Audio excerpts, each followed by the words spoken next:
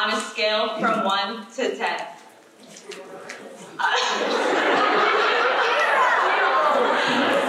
is one of the questions I received from one of the students I teach at a high school in the Bronx.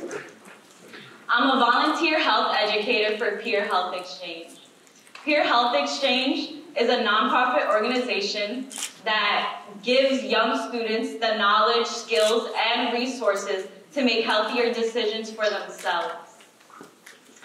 My co-educator and I usually hand out white slips of papers to our students so that they could submit their questions anonymously at the end of class.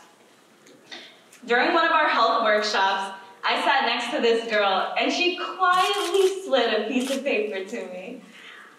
I wasn't expecting her to feel comfortable enough to ask a question, let alone give the question directly to me.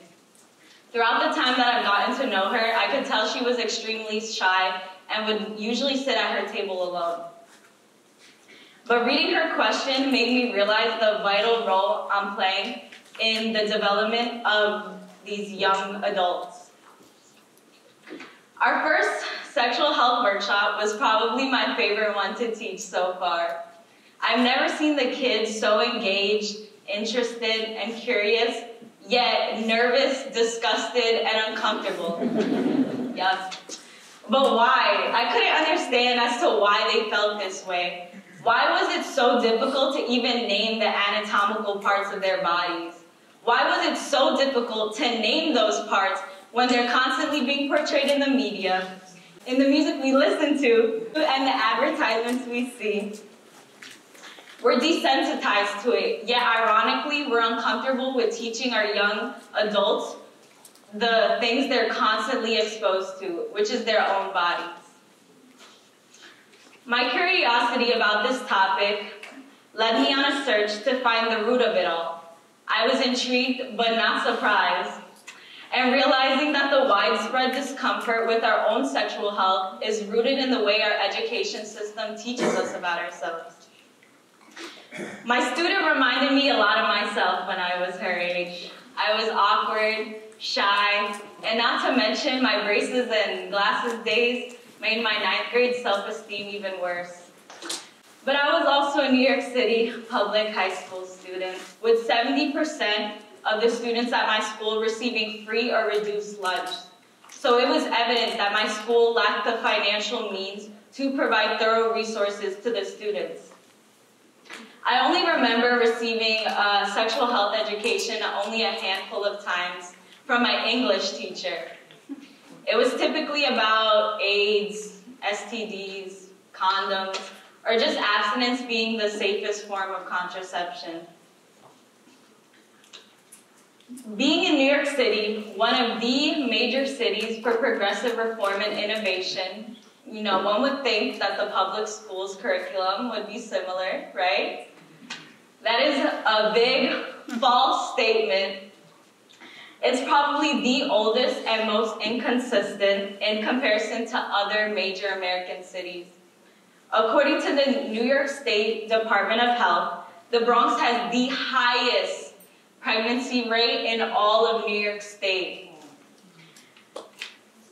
Among teens ages 15 and 19. That means out of every 100 teenage girls, 7 will become pregnant. And these numbers aren't even including the increasing rates of STDs, STIs, and sexual violence throughout the city. So what's wrong with New York City public schools and how they provide students with comprehensive sexual health education? For starters, a bill was passed to create the Sexual Health Education Task Force in 2017. That was only 2 years ago. The task force was created to improve the frequency, quality, and curriculum of sex ed in New York City public schools. But even with these proposed bills, the city only requires one semester of health education for grades 6 through 12. However, New York City Department of Education doesn't even mandate a specific health or sex ed curriculum. And if schools do want to, the teachers are required to plan those lessons themselves. But wait, there's more. New York City public schools aren't even meeting the minimum requirements. Only 57% of 8th grade students met that minimum requirement. So they're telling me that they're trying to pack a lifetime worth of information, incomplete information, into one semester or less. On top of that, 88% of schools that teach students in grades 6 through 12 have no teachers who are licensed by New York City for sex ed. 88%. That's ridiculous. This is hurting our youth the most. Those underfunded schools in primarily poor and or minority communities lack the funding to allocate to comprehensive sexual health education. This means that young students of color are not receiving information on healthy and unhealthy sexual relationships, the different methods of birth control, preventing STIs and STDs, accessing various resources available to them, and refusal skills, which includes consent. We are increasing disparities within these minority communities. We're setting up African American, Hispanic, Native populations, and the LGBTQ plus community for disproportionately higher rates of pregnancies, STDs, and STIs, and sexual assault in comparison with rates for white populations. So there are so many different elements when it comes to sexual health education, and I didn't even touch on even a quarter of it. So it may seem a little daunting to decide where to begin next and what we could do as a collective. First, we need to have more open dialogues, discussions, and actions surrounding the entirety of sexual health education. How can we allow young adults to feel confident and comfortable enough to approach health educators or their doctors about their sexual health if we're always stigmatizing and shaming them for their curiosity? The students I teach felt uncomfortable in even naming penis, vagina, anus, and any other parts of the reproductive system.